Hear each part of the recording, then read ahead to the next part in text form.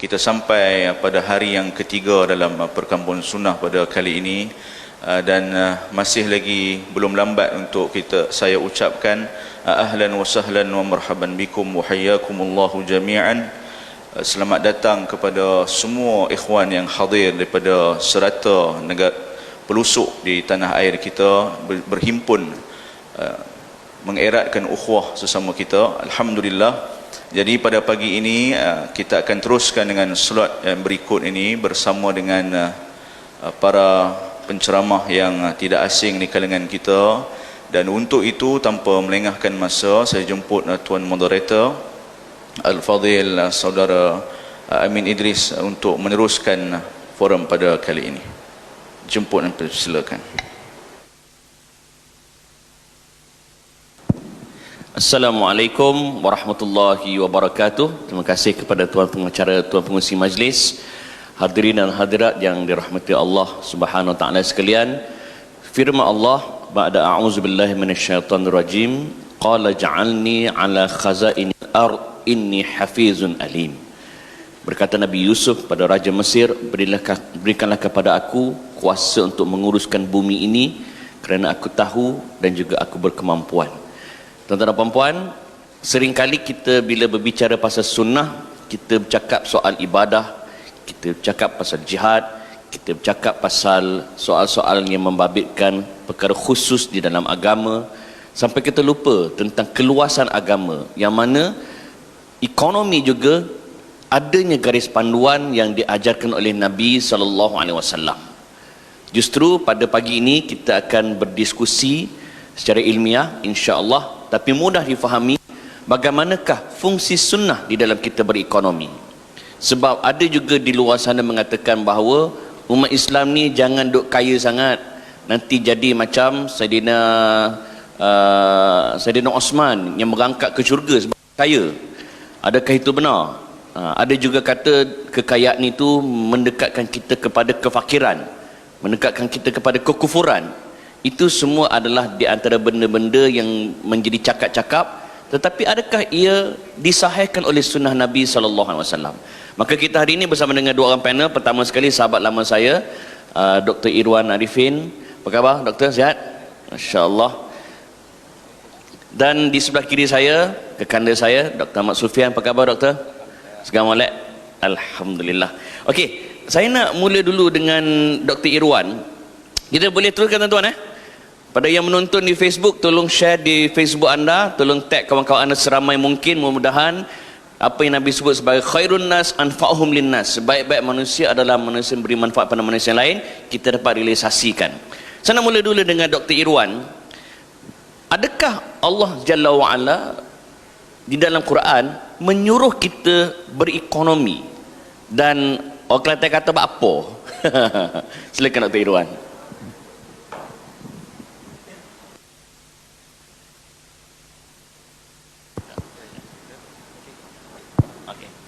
Bismillahirrahmanirrahim. Assalamualaikum warahmatullahi wabarakatuh.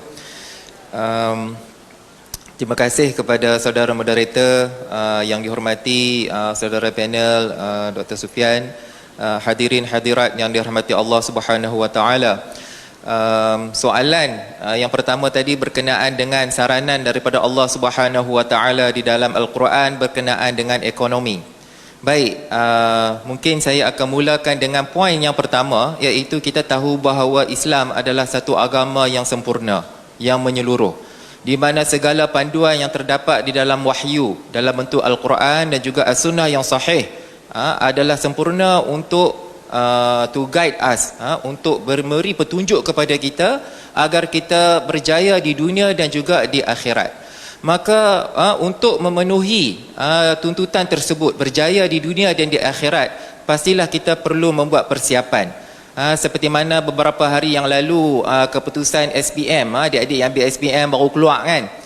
Jadi takkanlah cikgu tu nak bagi ambil SPM tanpa membuat persiapan. Begitulah juga dengan kehidupan kita di dunia ini, di mana objektif kita adalah untuk mencapai kejayaan di akhirat. Fauzul azim dalam bentuk dibebaskan daripada azab api neraka dan dimasukkan ke dalam syurga. faman zuhziha 'anil nar wa udkhilal jannah faqad faz. Itulah kejayaan yang kita semua mau. Jadi kehidupan di dunia ni tak lain tak bukan adalah dalam bentuk ujian. Liyabluwakum fima atakum. Kita pun tahu antara tujuan kenapa Allah Ta'ala beri kepada kita, sebahagian daripada kita diberikan dengan kelebihan dalam bentuk harta, sebahagian diberi kelebihan dalam bentuk kesihatan, sebahagian diberi kelebihan dalam bentuk rupa paras, dalam bentuk kekayaan, kepandaian, skill dan sebagainya. Kesemua ini kadang-kadang menyebabkan kita ni berada pada kedudukan yang lebih tinggi daripada orang lain. Tetapi Allah Ta'ala ingatkan kepada kita bahawa segala apa yang lebih dan kurang ini tidak lain tidak bukan hanyalah sebagai ujian. Wa huwal ladzi ja'alakum khalaifal ard, dan dialah yang menjadikan kamu sebagai khalifah di muka bumi, di mana kita ni saling perlu memerlukan. Tak ada manusia yang boleh hidup bersendirian. Dan itulah juga tuntutan yang kita tahu dalam sunnah. Tak boleh kalau ada orang tu dia ingat dia nak dekat dengan Allah Ta'ala, dia pergi lari duduk dekat mana atas gunung ke, kan, dalam hutan ke, sebab tak mau kahwin, tak mau nak berhidup dengan masyarakat sebab dia takut nanti akan distract him or her from devoting their life to Allah Subhanahu Wa Ta'ala. Yang ni tak boleh. Kita kena bergaul dengan masyarakat. Wa rafa'a ba'dakum fawqa ba'din darajat. Dan kemudian Allah Ta'ala kembalikan kepada Allah. Dialah yang mengangkat sebahagian daripada kita atas daripada orang yang lain. Maknanya sebahagian daripada kita ni diberi kelebihan. Ada orang yang ada kelebihan.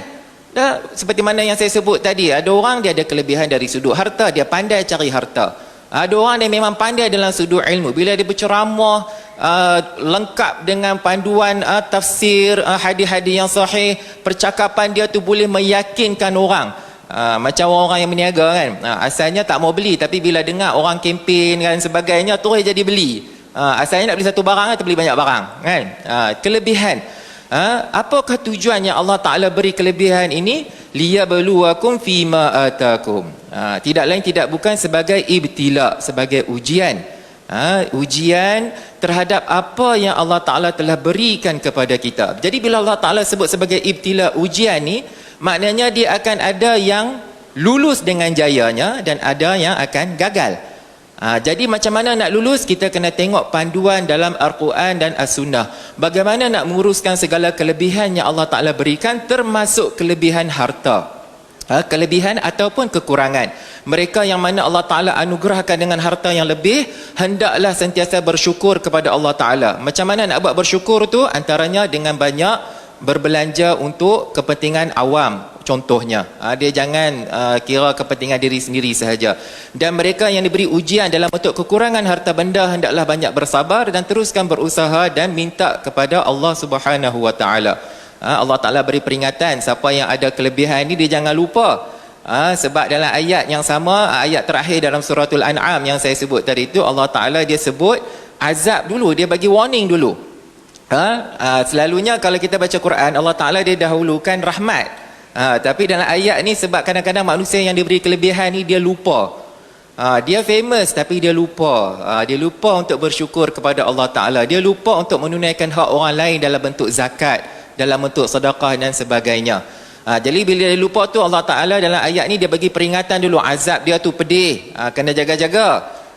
Dan kemudian Allah Ta'ala juga sebut wa innahu laghafurur rahim, dan dia juga maha pengampun dan maha penyayang. Baik, kembali kepada soalan Amin tadi tu. Basically kalau kita tengok dalam Al-Quran, kehidupan kita ni kalau kita nak berjaya, kita tak dapat lari daripada memenuhi hajat, keperluan kehidupan dalam bentuk ekonomi. Kita perlukan harta untuk hidup. Kalau tak ada harta, macam mana nak hidup? Simple.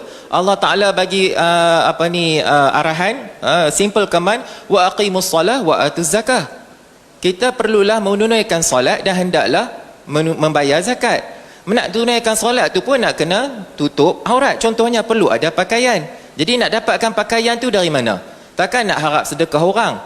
Itu bertentangan dengan sunnah. Yang sunnahnya adalah setiap daripada manusia ini taklif, bertanggungjawab untuk memenuhi keperluan dirinya sendiri. Kita mesti berusaha. atas segala anugerah yang Allah Ta'ala berikan, dengan tulang empat kerat, dengan kepandaian dan sebagainya, kita mesti letakkan usaha kita sendiri untuk memenuhi segala hajat keperluan.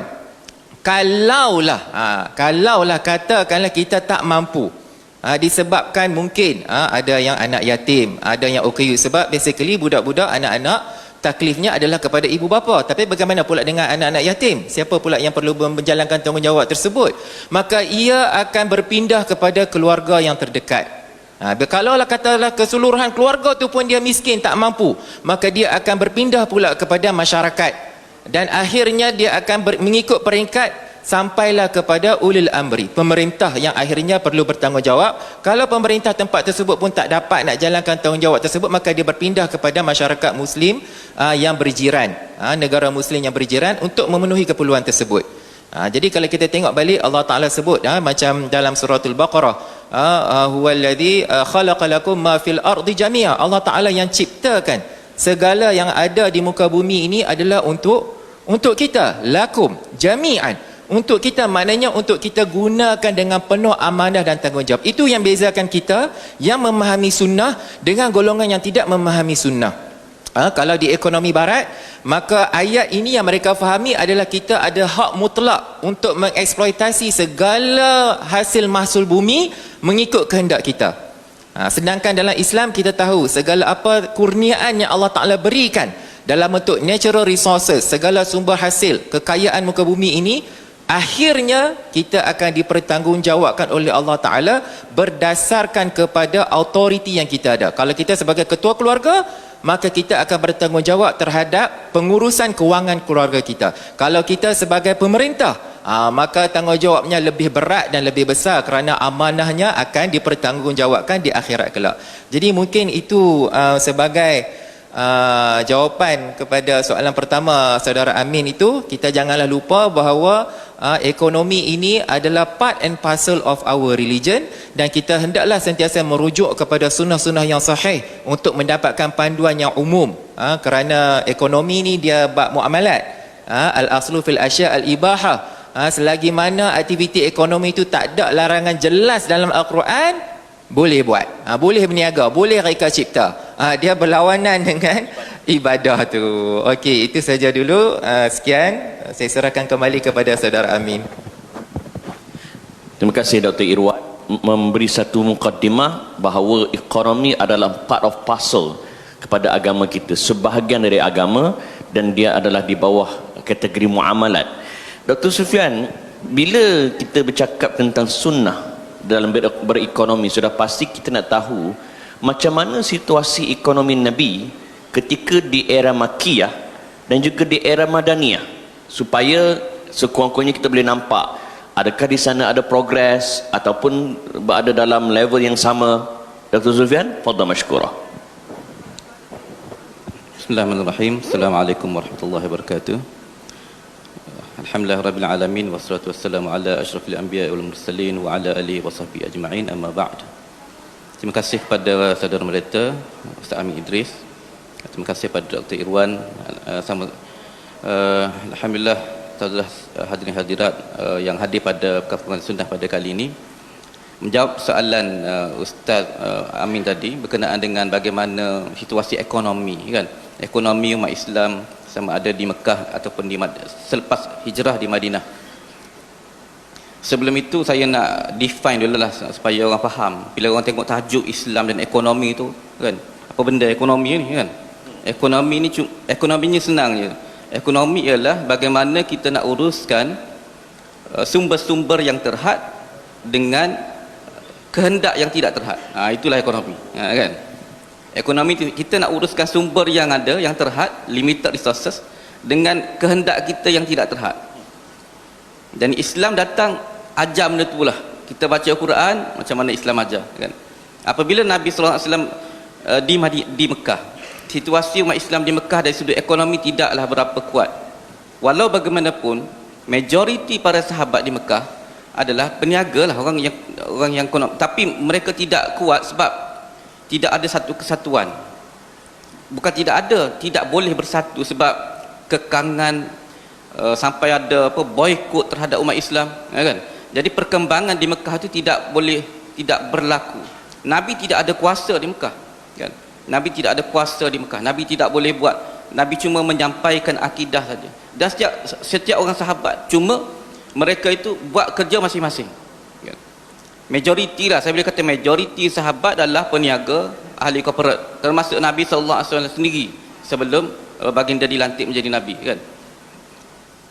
Di Mekah tidak ada, kita tak nampak satu perkembangan ekonomi umat Islam. Sebab apa? Sebab kekangan yang dahsyat. Dan Nabi SAW sebagai seorang pemimpin yang strategik pergi buat perjanjian, minta orang pergi hijrah ke Habsyah dulu, kan, sebelum Nabi buat hijrah ke Madinah. Selepas umat Islam berhijrah di Madinah, Islam sudah ada kuasa, kan? Umat Islam sudah mula boleh bersatu. Kalau kita baca Sahih Al-Bukhari, kita dapat tengok bagaimana Imam Al-Bukhari susun hadis tentang ekonomi sangat cantik, kan? Dia antara hadis yang awal yang diceritakan oleh Imam Al-Bukhari, yang dibawa Imam Al-Bukhari, tentang hadis Uthman Abdul Rahman bin Auf, sahabat Nabi pergi ke Madinah dalam keadaan Madinah itu dikuasai oleh ekonomi, dikuasai oleh orang Yahudi. Dia pergi ke Madinah, dia cerita Abdul Rahman bin Auf, dia pergi ke Madinah, dia tanya mana pasar, itu saja, kan? Sahabat Nabi Ansar nak kata, kamu nak modal ke aku boleh bagi, nak isteri pun aku boleh bagi. Tak, dia kata aku nak pasar, nak tahu mana marketplace, tempat berniaga. Kemudian dia pun pergilah berniaga, kan? Kemudian dia datang kepada Nabi dalam keadaan nampak macam ada kekuningan, orang kata apa, kesan orang baru kahwin. Nabi tanya, baru kahwin ke? Ya, baru kahwin, kan? Jadi lepas Nabi kata kalau baru kahwin buatlah walimah, kan? Dia dalam beberapa hari sahaja dia sudah boleh jadi seorang yang kaya, kan? Tu hebatlah Abdul Rahman bin Auf ni. Dan setelah itu memang sahabat Nabi menguasai ekonomi Madinah. Bagaimana strateginya? Sebab sunnah Nabi SAW, apabila dia datang ke Madinah, Nabi bukanlah, ekonomi ni dia bersifat kemanusiaan, manusiawi, kan? Macam disebut tadi, al-aslu fil muamalat al-ibahah, kan? Ekonomi ni dia bersifat, dia tengok kepada masyarakat. Nabi SAW bila dia pergi ke Madinah, dia tak adalah haramkan riba, tak ada, kan? Dia tak cakap macam tu, kan? Dia tengok orang Madinah, contoh orang Madinah buat bisnes pre-order ni, macam kita order hari ni dapat 3 bulan akan datang. Biasanya sahabat Nabi dia buat pre-order buah kurma lah, kan? Bayar dulu, buah kurma akan dapat dalam beberapa bulan. Nabi SAW tidak terus mengharamkan pre-order, walaupun Nabi tak setuju, nampak macam ada unsur gharar, kan? Nampak macam, sebab barang tak ada lagi, bagaimana boleh diserahkan? Nabi tak haramkan, Nabi cuma perbetulkan beberapa aspek muamalat yang Nabi rasa tak berapa tepat dengan prinsip Islam.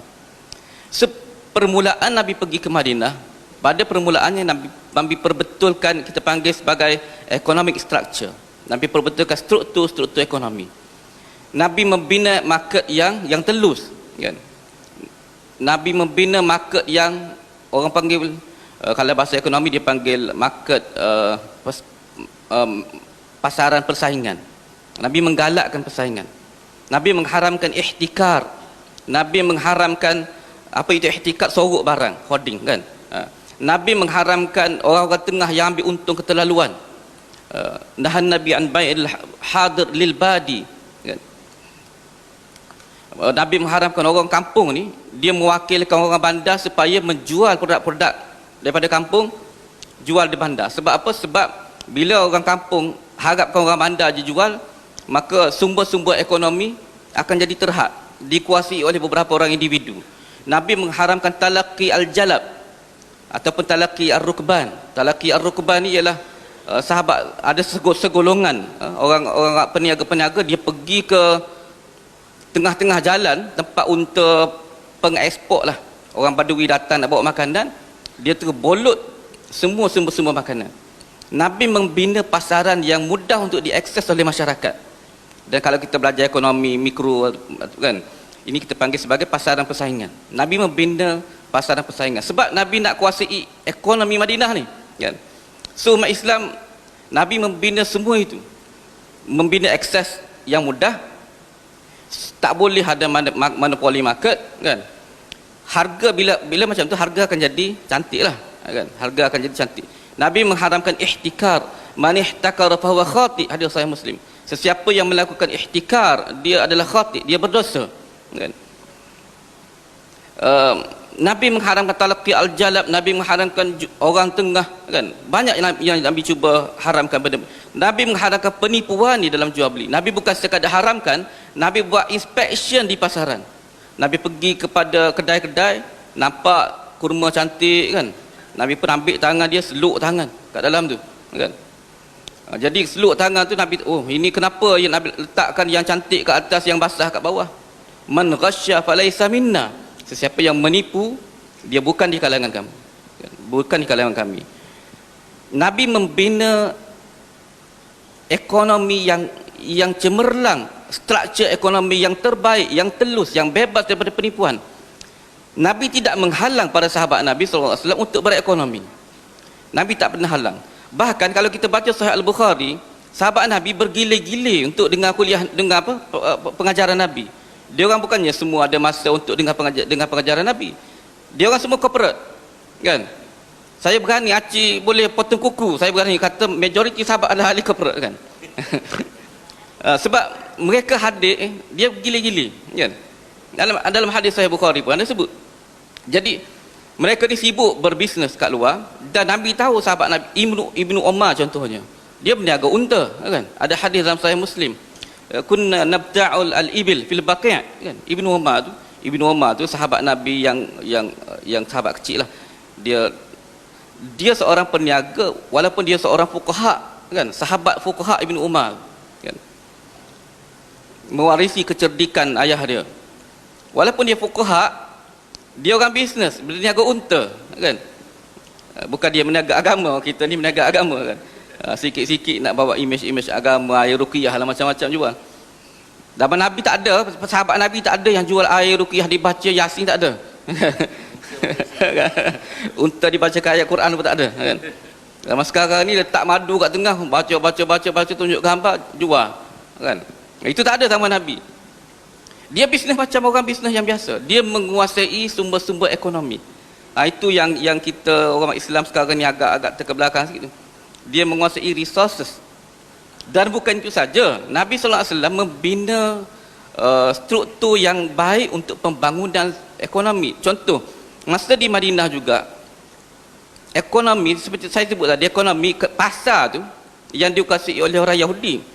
Akhirnya orang Yahudi lari daripada pasar tu, sebab orang Islam dah kuasai. Orang Yahudi menguasai sumber utama iaitu air, kan. Sumber utama iaitu air. Dalam Islam, air, Nabi kata apa? Al-muslimun an-nas syuraka'u fi thalath. An-nas syuraka'u fi thalath. Walaupun ada hadis, ada pertikaian tentang sanad tentang hadis ni, tapi majoriti ulama terima, kan. An-nas syuraka'u fi thalath. Manusia itu, masyarakat berkongsi 3 perkara. Al-ma' wan-nar wal-kala. Al-ma' air. An-nar sumber api, zaman sekarang sumber tenaga. Dan al-kala rumput rampai untuk makanan binatang-binatang ternakan. Ini sumber-sumber ini mesti dikongsi oleh masyarakat. Sebab itu para ulama, para ahli ekonomi Islam kata yang 3 benda ni, alam sekitar, air, tenaga, jangan sesekali diprivatisekan, jangan sesekali diswastakan. Kalau nak swasta milik kerajaan tak apalah, kan. Umat Islam tak menguasai air. Air ada telaga yang dikuasai oleh orang Yahudi, kan. Nabi kata sesiapa yang mewakafkan harta telaga itu fisabilillah, dia akan dapat syurga. Lalu Sayyidina Uthman bin Affan, dia sahabat Nabi yang banyak duit sikit, kan. Sebab dia peniaga juga di Madinah. Jadi dia ahli korporat, dia deal dengan Yahudi untuk beli telaga bi'ru rumah, kan. Mungkin ramai dah pernah dengar cerita bi'ru rumah, kan. Dia deal dengan Yahudi tersebut, orang Yahudi tak nak jual, kan. Sebab memang dia nak kuasai sumber kat Madinah. Siapa ada sumber air, dia lah menguasai. Tapi pandai dia deal. Dia kata macam ni lah, aku beli separuh je, kan. Separuh macam mana telaga, kan. Separuh ni kita kira Hari ni hari aku, esok hari kamu. Hari ni hari aku, esok hari kamu, kan? Berapa dia bayar? Okeylah, Yahudi tu setuju. Dia bayar dengan harga 12, dalam riwayat dalam 12,000 dirham. Berapa 12,000 dirham? Katalah hari ni RM20 satu dirham. Kira sendirilah, kali dengan 12,000. Orang kaya je yang boleh buat macam tu, kan? Dia beli dengan harga 12,000 untuk dapat separuh telaga, share lah. Orang sekarang panggil share, kan? Beli share separuh, 50%. Lepas tu dia kata orang Islam, lepas tu dia buat deal, hari ni hari orang Islam gile-gile, hari ni hari aku, hari kemudian hari Yahudi. Pada hari dia kata umat Islam ambil air free, kan? Air percuma, kan? Macam pernah dengar kan air percuma, kan? Ambil air percuma di dalam telaga tersebut. Jadi umat Islam pergi pada hari Sayyidina Osman, ambil air free. Sampai hari Yahudi tak laku lah, sebab orang dapat free lah, kan? Duduk sehari dua boleh tahan lagi, duduk 2-3 hari dia pun garuk kepala lah. Tengah-tengah garuk kepala, Yahudi garuk kepala tu, Osman pergi lagi. Kamu duduk saja pun orang tak beli dah air, kan? Sebab orang tak pergi dah beli. Jadi macam ni lah, dia kata jual lah. Jual. Orang tu pun daripada orang tak beli langsung baik dapat duit. Cerdik juga Yahudi, kan? Dia pun beli dengan harga 8,000 dirham. Semua totalnya 20,000 dirham lah. Jadi banyaklah duit Sayyidina Osman ni nak beli sampai 20,000 dirham. Akhirnya umat Islam menguasai bi'ru rumah tersebut dan Sayyidina Osman mewakafkan bi'ru rumah tersebut kepada umat Islam. Jadi umat Islam akhirnya dapat sumber air. Dan pada hari ini pun duit Sayyidina Osman hasil daripada telaga tersebut masih lagi ada akaunnya di Mekah, kan? Dia buat pasar raya tersebut disewakan, hasil sewa diberi beasiswa kepada pelajar-pelajar, kan? Untuk dakwah-dakwah, kerja-kerja dakwah di Saudi tu, duit Sayyidina Osman yang dulu. Ini struktur yang Nabi membina para sahabat, kan? Nabi membina, dia bukan sekadar membina ekonomi, Nabi membina bagaimana kita berekonomi bukan untuk tujuan peribadi, kan? Pertamanya, kesimpulan lah, mungkin takut ambil masa sangat. Kesimpulan kita boleh tengok, Nabi tak halang umat Islam berekonomi dan para sahabat menyokong. Kita tak boleh kata, oh, ini orang kita buat bisnes nak kaya. Memang buat bisnes nak kaya, kan? Biar umat Islam kita kaya, dia bayar zakat, dia wakaf macam Sayyidina Osman, kan? Jangan kita kata ini bank Islam kaya ni nanti, kan? Tak boleh, biarkan bank Islam kaya, kita sokong. Akhirnya bank Islam bayar zakat, buat wakaf. Akhirnya kita boleh memajukan struktur ekonomi yang terhasil selepas itu. Wallahualam. Satu eye opening kepada kita semua bahawa agama tidak menghalang kita untuk menjadi kaya. Yang menjadi persoalan, ke mana kita salurkan kekayaan tersebut. Cantik huraian pada Dr. Sufyan. Dr. Irwan, kita fast forward daripada zaman Nabi ke zaman Khalifah Sayyidina Umar Al-Khattab, di mana ada satu ketika dinyatakan idra'ul hudud bisyubhah, ditangguhkan hudud kerana syubhah. Dan kalau kita baca fakta sejarah, antara situasinya adalah kerana kemuliaan ekonomi. Komen Dr. Irwan tentang ditangguhkan hudud kerana syubhah dan kaitan dengan ekonomi dan relation dengan sunnah dan ekonomi. Dr. Irwan, kita dah masuk soalan kebat ni. Silakan Doktor. Terima kasih Saudara Amin atas soalan tersebut. Mungkin saya cuba untuk rungkaikan soalan itu agar ia menjadi lebih relevan lah kepada semua tuan-tuan dan puan-puan. Pertamanya, seperti mana yang Saudara Amin sebut tadi, kita dapat lihat bahawa alasan ekonomi itu boleh menjadi kepada penghalang terlaksananya satu tuntutan yang besar dalam agama. Tuntutan melaksanakan hudud, hukum pencuri lah waktu tu, bila berlakunya kecurian dan syarat-syarat jenayah tersebut dipenuhi, maka menurut undang-undang Islam kita laksanakan hukum potong tangan. Tetapi pada zaman Sayyidina Umar Ibn Al-Khattab radhiyallahu anhu, seperti mana yang telah direkodkan dalam sejarah, Madinah telah pun suffered recession lah, kegawatan ekonomi, di mana ia telah menggugat kehidupan masyarakat, sehingga tidak ada patutnya kalau nak laksanakan hukum hudud potong tangan ni, basically sampai ke tahap pencuri ni dia tak ada alasan kerana miskin lah nak mencuri tu, tetapi oleh kerana berlakunya kepayahan, kemudaratan yang menggugat kehidupan masyarakat, di mana untuk memenuhi tuntutan ekonomi kehidupan, kalaulah tak ada makanan, maka akan memudaratkan hayat, memudaratkan hidup, nyawa kan, kesihatan. Maka mungkin pada ketika itu Sayyidina Umar Ibn Al-Khattab telah pun membuat ijtihad beliau bahawa alasan ekonomi boleh digunakan untuk menghalang temporary lah, untuk sementara waktu pelaksanaan undang-undang agama. Okey. Jadi itu satu, sebab adanya syubhah. Syubhahnya kita dapat lihat bila berlakunya kegawatan, masyarakat hidup susah. Jadi pada waktu itu pemerintah sepatutnya mengangkat sekejap hukum pada waktu normal, pada waktu biasa. Jadi itu antara dapatan yang kita boleh ambil, bahawa faktor ekonomi sekiranya mendatangkan satu mudarat yang besar, boleh menghalang beberapa tuntutan agama untuk sementara waktu. Kalau kita tak perlu pergi jauh, kita dapat lihat juga Sayyidina Umar Ibn Al-Khattab ni, mungkin dah sebut beliau juga telah melihat mungkin mengambil kira juga faktor kepentingan ekonomi bila mana beliau melakukan beberapa reform. He is known to he did a lot of reform in the system. Contoh lain antaranya mengenai pembayaran gaji kepada tentera Islam. Sebelum zaman beliau, sebenarnya yang kita tahu, tentera Islam basically mendapat ghanimah, kan, harta rampasan perang. Lepas perang tu ikutlah, siapa masing-masing akan dapatlah bahagian masing-masing. Tetapi pada zaman Sayyidina Umar Ibn Al-Khattab, beliau telah pun membuat ijtihad untuk membayar gaji, banyak gaji. Jangan bagi tanah, lepas menang perang tak dapat tanah lah, dah bagi duit lah, bagi gaji bulanan, gaji tetap. Jadi bila mana pada zaman Sayyidina Umar, tentera Islam telah berjaya membuka Empire Parsi, telah menakluk Empire Parsi di Iraq, tanah-tanah yang besar di Iraq itu, akhirnya beliau membuat ijtihad kepentingan ekonomi untuk jangka masa panjang.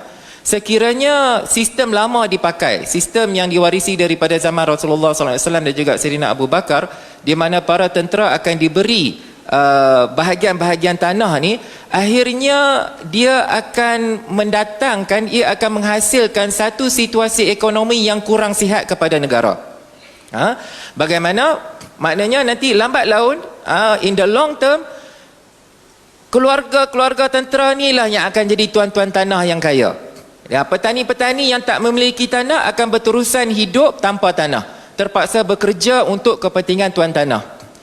Macam kehidupan kita zaman sekarang lah kan, sampai bila contoh lah kan, nak makan gaji tu nak bagi orang lain kaya kan. Takkanlah tak ada cita-cita nak buat perniagaan sendiri ataupun nak mengkayakan diri sendiri kan.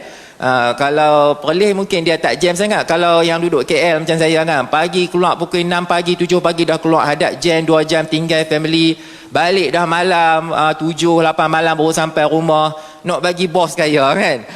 Jadi kalau keadaan tersebut berterusan, sistem ekonomi yang dihasilkan tidak akan sihat. Akhirnya yang kaya akan bertambah kaya, yang miskin akan bertambah miskin, dan dia akan mendatangkan satu sifat rasa kurang senang, jealousy, rasa dengki lah kan. Kerja rungkuh macam mana punya teruk nak kerja pun, nak kaya orang tu juga kan. Alih-alih bila masuk undi ke apa, orang tu juga kan yang nak bolok semua. Yang nak susah nak rungkuh ni orang ni kita juga kan. Ia tak bagus. Akhirnya ijtihad Sayyidina Umar, dia buat tanah-tanah tu jadi milik negara. Kalau kita tengok balik ayat yang biasa pencinta sunnah biasa quote kan, suratul Hajj antaranya, wama atakumur rasul fakhudhuhu wama nahakum anhu fantahu. Saya nak minta kita patah balik sikit awal kepala ayat tu kan. Wama afa Allah dalam suratul Hajj, wama afa Allahu ala rasulihi min ahli alqura falillah walir rasul walidhil qurba wal yatama wal masakin wa ibnis sabil. Apa-apa reta fai, reta fai ni kategori khusus. Reta rampasan perang ni yang bila main nak perang, musuh lari. Musuh lari lah. Maknanya reta tu dapat tanpa berlakunya lawan lah. Tak ada lawan, musuh takut, bercempera lari kan. Lintang pukang lari takut. Okay. Jadi reta tu bila dah dapat, Allah Ta'ala bagi tahu reta ni adalah untuk, dia dah bagi tahu, maknanya bukanlah untuk tentera tu saja. Kalau semua tentera bolak zaman tu, tentera kira macam elit kelas lah, depa yang dapat semua, maka dia tidak akan menjadikan satu situasi ekonomi yang baik untuk semua.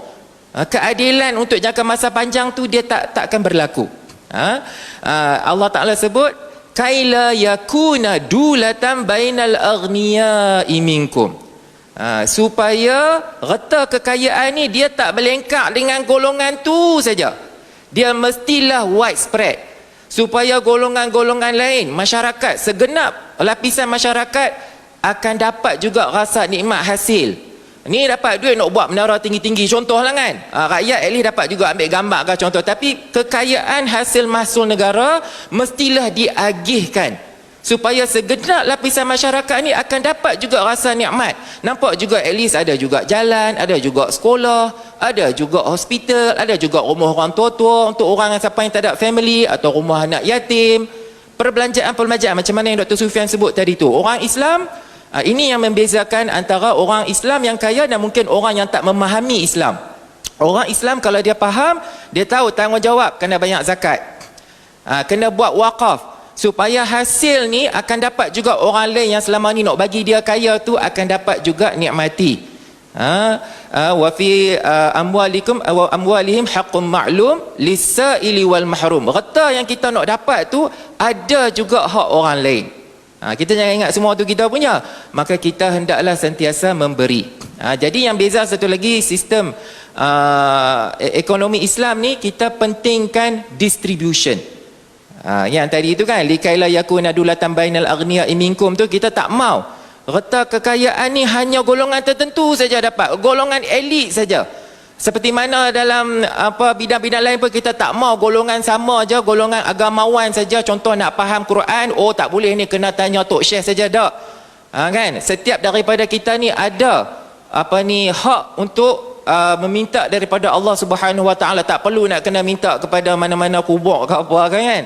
Minta terus daripada Allah Ta'ala. Kita tak mau menghasilkan satu golongan elit dalam ekonomi, seperti mana kita tak mau ada golongan elit dalam agama.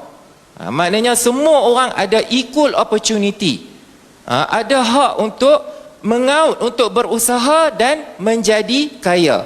Kaya tu bukanlah objektif, kaya tu sebagai mean, cara untuk memenuhi objektif yang lebih tinggi. Objektif lebih tinggi tu apa tadi tu? Nak masuk syurga tu, nak lindungi daripada azab neraka. Walaupun dengan sebutir tamar tu pun, apa saja yang kita boleh buatlah. Tambah-tambah lagi tuan-tuan dan puan-puan mestilah lebih kaya daripada sebutir tamar kan. Apa sahaja kurniaan Allah Ta'ala bagi dari sudut ekonomi, gunakan dia sebagai alat untuk mendapat kejayaan di dunia dan juga di akhirat. Jadi mungkin yang tu jawapan untuk soalan kedua tadi tu, Amin. Antara poin yang saya suka apabila Dr. Irwan mengatakan Islam menolak prinsip yang kaya semakin kaya, yang miskin semakin miskin. Sebab itu harta mesti disebar widespread, disebar luaskan. Oleh itu Dr. Sufian, bagaimana pula realiti, kita duk cerita pasal zaman Nabi tuan-tuan, pasal zaman Saidina Umar, kita nak berpijak di bumi yang nyata. Bagaimana pula realiti ekonomi ummah sekarang, termasuklah realiti ekonomi negara. Tuan-tuan, Dr. Sufian orang yang rajin, orang kuat di sebalik ekonomi Islam, khususnya bank-bank yang ada dalam negara. So kita nak dengar jawapan telus daripada Dr. Sufian. Doktor, orang Perlis kata selekeh. Kelantan. Bismillahirrahmanirrahim. Sebenarnya saya dah sebutkan tadi, ekonomi ialah bagaimana kita nak uruskan sumber-sumber yang terhad dengan kehendak yang tidak pernah terhad. Kalau kita baca statistik perkembangan ekonomi dunia, kita dapat tengok bagaimana umat Islam sangat berkembang. Ekonomi halal berkembang sampai 2 trilion kan. Makanan halal berkembang sampai 1.3 1.2 trilion di USD di seluruh dunia. Ekonomi besarnya pasaran untuk ekonomi halal di dunia ini. Walau bagaimanapun dari sudut realiti sebenar, siapakah yang menguasai semua kekayaan ini kan? Siapakah yang menguasai semua kekayaan-kekayaan yang ada kan? Dari sudut realiti sebenarnya masih ada jurang yang besar di antara orang kaya dan orang miskin. Masih ada jurang yang besar di antara kapitalis, kepala-kepala kapitalis dengan masyarakat yang terbanyak kan? Jurangnya masih lagi besar kan? Sebab itu kita tengok banyak lagi bukan sekarang ni, bukan B40 dah kan, B60 dah, kan. Dia makin lama jurang semakin besar. Di sepanjang PKP 2 tahun kan, orang yang kaya T20 tu dapat meningkatkan kekayaan mereka sampai sekali ganda yang T20 tu kan. Jadi kekayaan ini makin besar, makin lama makin kurang, makin besar jurangnya. Dr. Irwan sebut tadi tentang economic distribution dalam Islam kan. Dalam Islam ada economic distribution pada peringkat awal kan, iaitu dia panggil tawzi' al-ibtidai dalam bahasa Arab. Selain itu kita ada economic redistribution juga kan, redistribution juga, iaitu bagaimana Rasulullah SAW mengagihkan kembali kekayaan. Jadi Rasulullah apabila dihantar Muaz ke Yaman, apabila Muaz pergi ke Yaman, Rasulullah minta kutip zakat. Nabi kata tu'khadhu min aghniya wa turaddu ila al-fuqara, tu'khadhu min aghniyaihim wa turaddu ila fuqaraihim. Ambil duit daripada orang kaya, bagi kepada orang miskin. Nabi nak rapatkan jurang. Nabi nak rapatkan jurang di antara ekonomi. Jadi bagaimana caranya? Kita ada instrumen zakat. Bahkan saya dah sebut tadi instrumen wakaf kan. Alhamdulillah, walaupun saya katakan tadi jurang kekayaan itu masih lagi besar, tetapi kesedaran umat Islam untuk berzakat dan mewakaf semakin tinggi. Kita lihat kutipan zakat setiap tahun semakin besar kan. Di Perlis contohnya besar, di wilayah contohnya hampir 1 bilion tahun ni kan. Hampir 1 bilion kutipan zakat. Alhamdulillah, kesedaran itulah yang kita nak kan. Kesedaran itu sebenarnya majoriti zakat yang kita banyak 1 bilion di wilayah tu daripada perbankan Islam lah, 300 juta daripada industri perbankan Islam saja kan.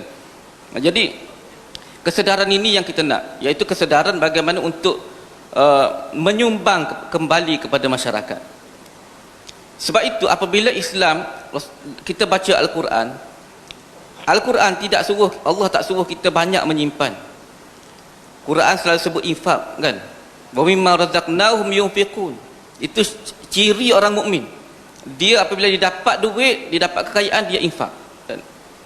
Dia akan, itulah kita panggil sebagai bagaimana Islam melakukan tarsyid al-istihlaki. Islam menguruskan kepenggunaan. Islam bukan sekadar suruh infak, belanja, suruh infak fi sabilillah, pada jalan Allah kan? Suruh guna kekayaan itu pada jalan yang sebenar. Islam mengharamkan pembaziran. Islam mengharamkan beberapa produk-produk yang haram seperti perjudian, arak. Produk-produk ini semua mahal dan merugikan masyarakat kan?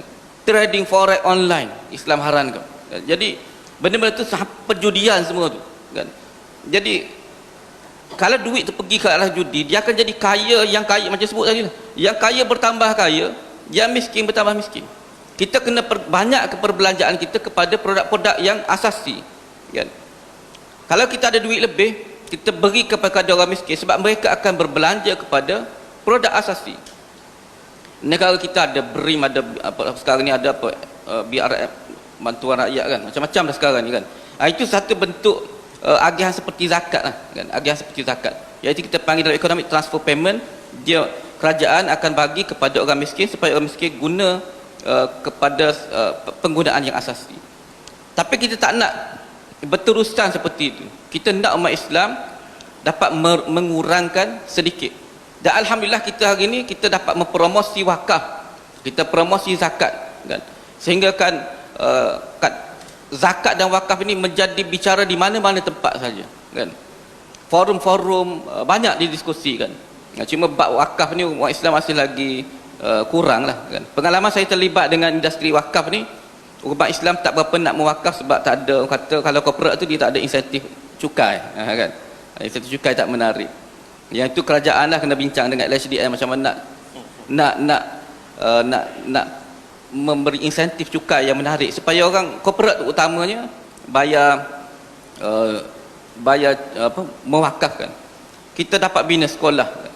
Jadi kalau boleh kita dapat rapatkan sikit jurang itu, insya-Allah umat Islam akan lebih maju. Sekarang ni cuma alhamdulillah perkembangannya sudah ada kan, dengan satu usaha-usaha yang berterusan. Jadi kita nak Bukan sekadar kita bicara sunnah, kita berbicara tentang nak menolak khurafatnya kan. Pada masa yang sama kita nak supaya umat Islam menjadi pengguna yang baik kan. Apa maksud pengguna yang baik? Pengguna yang baik ialah dia akan mengutamakan dalam penggunaan dia perkara-perkara yang penting dulu. Dia elakkan pembaziran dalam kehidupan dia kan. Kerana semua ini akan membantu peningkatan GDP dengan lebih baik. Semua ini akan membantu merapatkan jurang di antara umat Islam dengan lebih baik. Ingat, key point dia ialah Islam menggalakkan infak dan Islam menggalakkan istihlak, penggunaan yang baik, mengutamakan yang utama, mengelakkan yang haram. Allah a'lam. Masya Allah. Tuan-tuan nampak bagaimana bila kita berbincang tentang ekonomi dengan lebih mendalam, kita akan menemui terma-terma yang kadang-kadang kita tak pernah dengar. Betapa pentingnya kita mendalami ilmu untuk kita melihat keluasan Islam. Baik, Dr. Irwan, sebelum saya pergi kepada soalan terakhir kepada Dr. Sufian, sebab soalan terakhir ni sebenarnya agak viral lah, di mana macam mana bank Islam yang patuh syariah tapi menindas, itu je lagi. Tapi kepada Dr. Irwan, pasca pandemik kita sedang menuju ke arah peralihan endemik.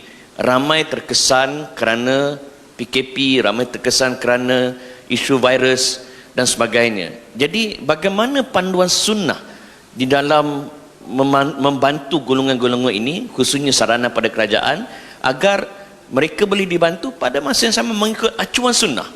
Ni soalan makin payah ni, doktor. So segala ilmu PhD ni akan diuji. Silakan, doktor. Terima kasih kepada saudara Amin. Soalan last, soalan ni macam power betul ni. Baik, sebelum saya jawab soalan tu, mungkin sambung sikit je yang tadi berkenaan dengan faktor ekonomi yang boleh digunakan sebagai hujah untuk menghalang pelaksanaan tuntutan Islam. Tadi yang kita sebut contoh berlaku pada zaman Saidina Umar. Mungkin contoh lebih mudah yang lebih dekat dengan diri kita, yang mana kita semua belajar. Kalaulah katalah kita ni terputus bekalan makanan dan sebagainya, dan kita perlu memenuhi keperluan ekonomi kita untuk makan dan sebagainya, maka yang tinggal katalah yang ada adalah sumber yang tak halal, kan, ad-daruratu bihul mahdhurat, kan. Jadi dia faktor ekonomi ini dia boleh menghalang sekiranya menggugat kepada darurat yang lebih utama. Baik, seterusnya kepada soalan saudara Amin tadi itu, dah 2 tahun dah kan kita pun dah dengan COVID ni. Baik, mungkin saya akan bahagikan kepada 2 lah yang mudahnya. Pertama, kepada golongan yang surplus, golongan yang ada kelebihan untuk membantu. Mungkin saya akan quote satu hadis yang diriwayatkan daripada Abu Musa al-Ash'ari. Qala Rasulullah sallallahu alaihi wasallam, innal ash'ariyin idza armalu fil ghazwi aw qalla ta'amu 'iyalihim bil madinah jama'u ma kana 'indahum fi thawbin wahid thumma iqtasamu bainahum fi ina'in wahidin bis-sawiyyah fahum minni wa ana minhum. Hadis muttafaqun alaih. Mereka yang lebih mungkin boleh ambil panduan daripada hadis yang diriwayatkan oleh Abu Musa al-Ash'ari, di mana Nabi SAW telah puji golongan al-Ash'ari ini, di mana bila mereka dalam kesusahan, tak cukup makanan dan sebagainya, apa yang mereka akan buat? Mereka akan kumpul ramai-ramai ni, buat keluar siapa yang ada roti canai pergi tadi ke, ada dangai kan, kuih tiaw apa semua tu, buat keluar siapa yang ada, himpun di depan dan akhirnya bahagi supaya semua orang akan dapat.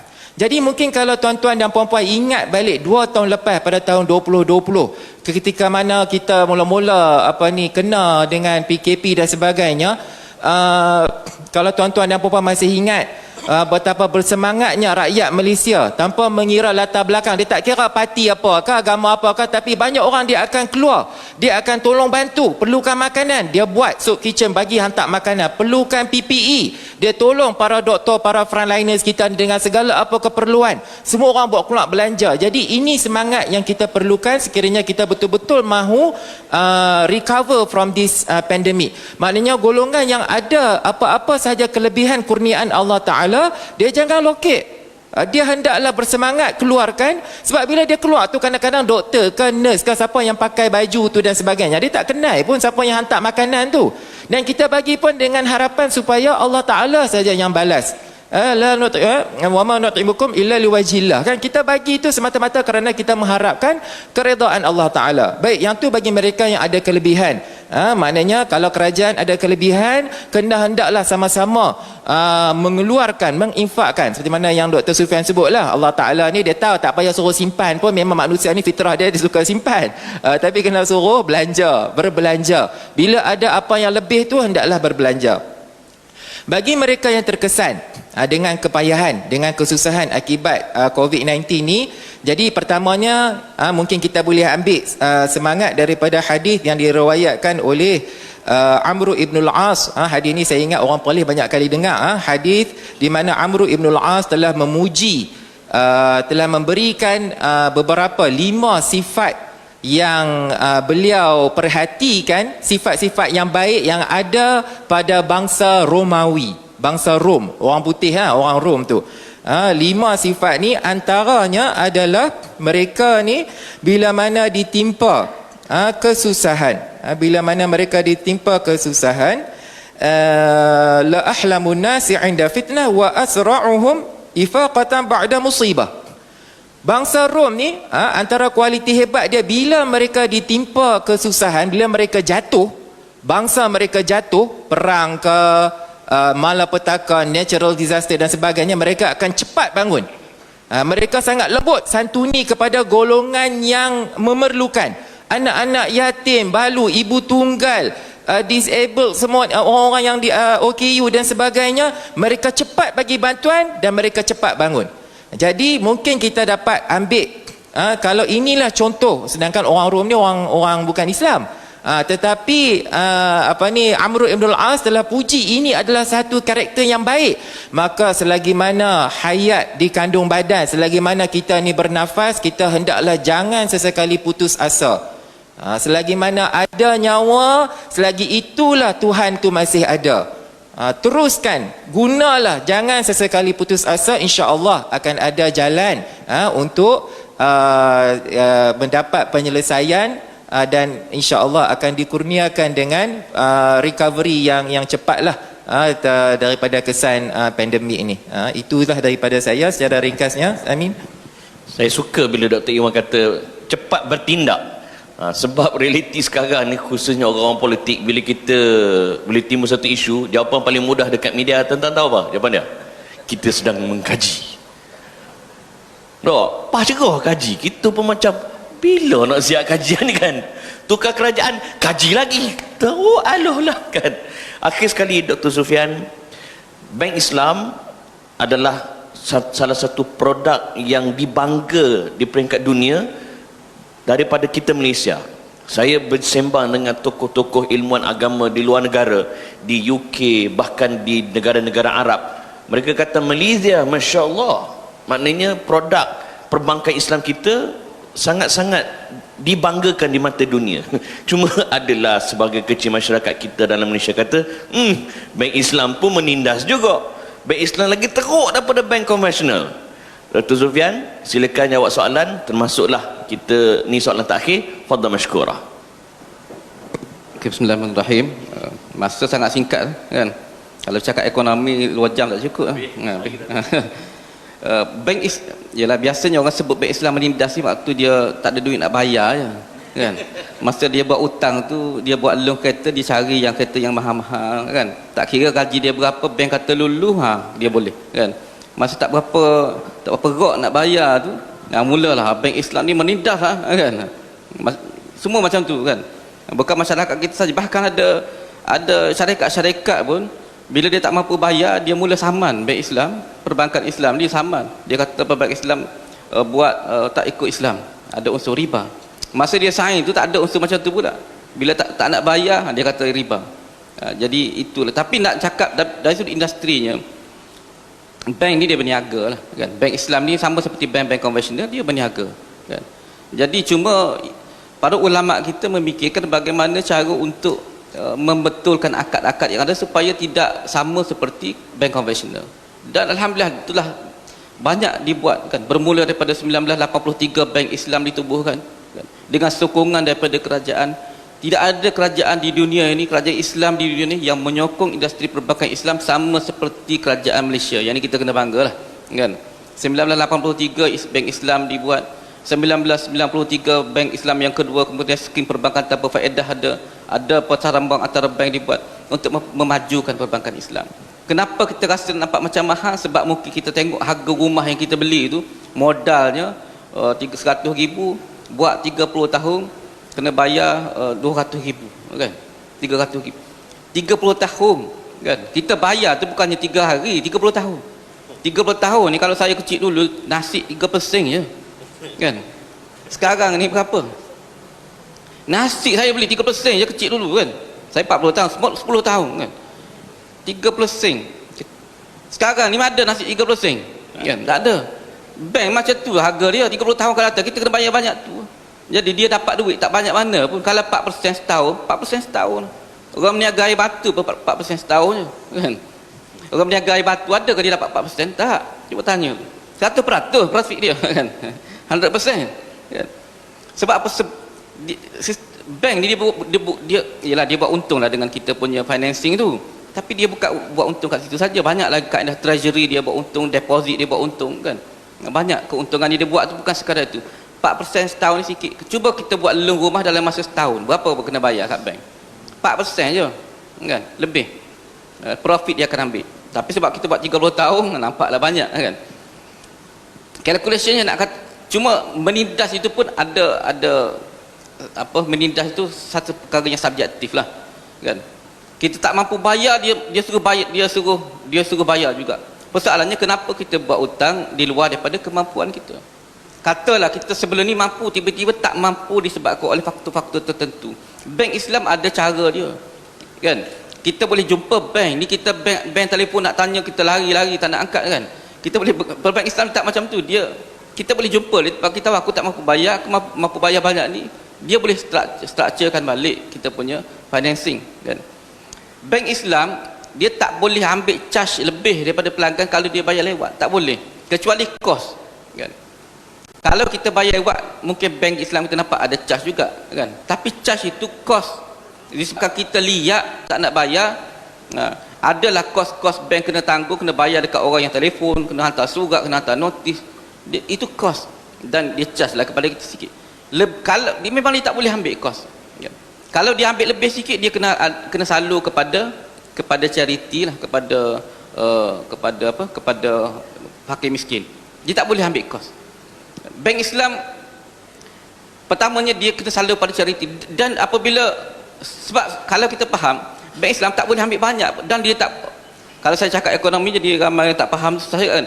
Dia tidak boleh capitalizekan charge itu, kan? Payah nak cerita ni, capitalizekan charge, kan? Macam mana capitalizing punya structure, kan? Kalau bank conventional dah ada dia charge, yang dia charge itu dia masuk dalam modal pula untuk pusing balik tahun depan. Jadi kita kena bayar charge yang lagi tinggi. Islam tak boleh. Waktu moratorium itu, Bank Negara, Penasihat Syariah Bank Negara kata Islamic Bank tak boleh capitalizing profit. Maksudnya profit tak boleh masuk kat bawah. Kalau dalam sistem komputer dia, kalau profit itu masuk kat bawah jadi capitalize, kan, kita akan berdepan dengan risiko hutang berganda macam riba. Islamic Bank bukan riba. Sebab itu dia tak boleh capitalize profit. Profit boleh ambil sekadar tu je, tak boleh nak pusing-pusing, tak boleh, kan? Sebab itu kita kata dia jauh berbeza daripada konvensional, kan? Jauh berbeza daripada konvensional. Dia ada dua bentuk tapisan. Satu tapisan regulasi biasa macam bank konvensional, satu lagi tapisan Islam, kan? Tapisan Islam. Jadi banyak cara kita buat untuk menghalang daripada sistem konvensional yang boleh menyerap masuk dalam struktur. Sebila tak capitalize profit, jimatlah kita bayar banyak, kan? Kalau silap bank Islam sikit, bank Islam ni susah. Kalau penasihat syariah dia sengaja nak buat silap, kan, dia boleh didenda 20 juta, bukannya senang-senang jadi penasihat syariah, kan? Masuk penjara lagi 8 tahun, kan? Jadi banyak cara tapisannya. Profit pun tak boleh ambil lebih daripada apa yang dia dah buat, kan? Kalau dia charge lebih, itu dia salur kepada charity. Kemudian bank Islam antara pembayar zakat tegar di Malaysia, alhamdulillah, kan? Perlis dapat berapa daripada bank rakyat? Banyak. Bank rakyat sumbang kepada zakat Perlis, bank rakyat sumbang kepada semua negeri di Malaysia, banyak, kan? Hasil daripada kita menyokong ni lah. Dan siapa sebenarnya dapat banyak manfaat daripada bank Islam di Malaysia? Orang buat haji sebab tabung haji memiliki bank Islam, kan? Orang Islam sebab memiliki PNB, ASB.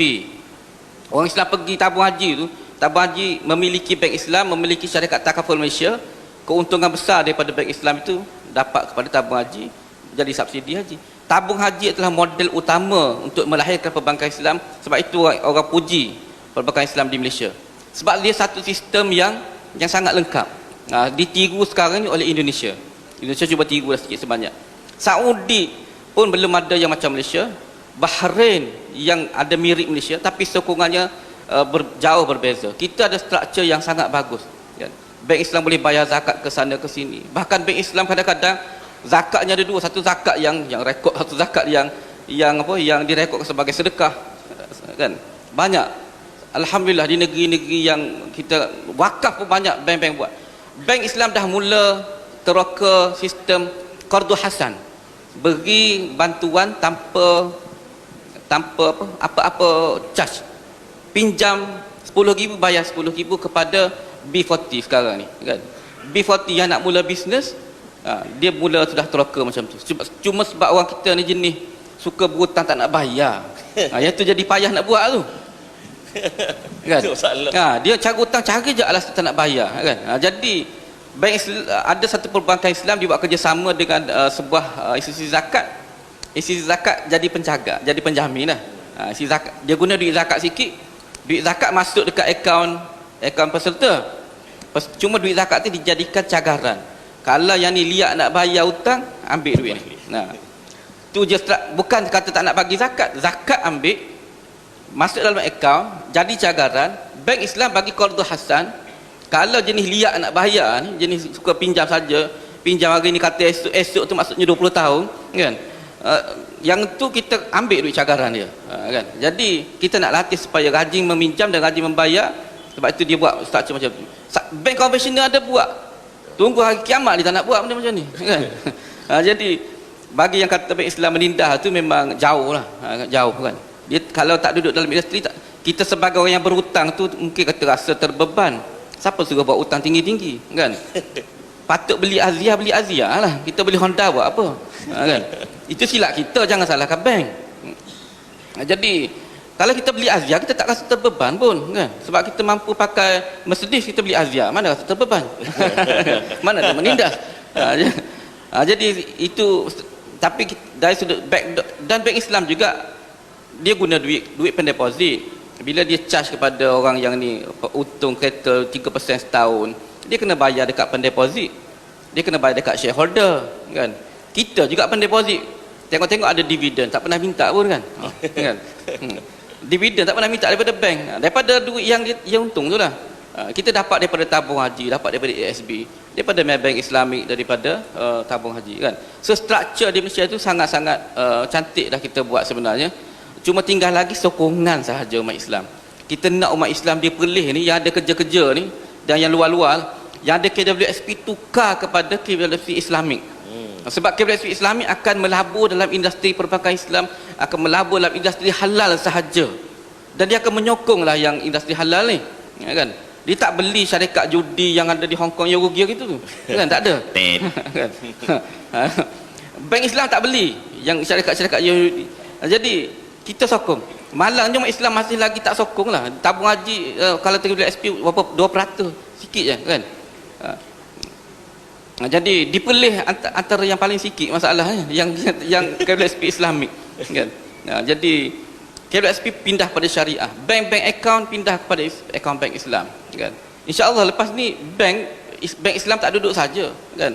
Saya penasihat syariah bank, saya tahu Islamic bank tak duduk saja, duit untung itu memang kita akan salut. Beasiswa kita bahagi semua, kan?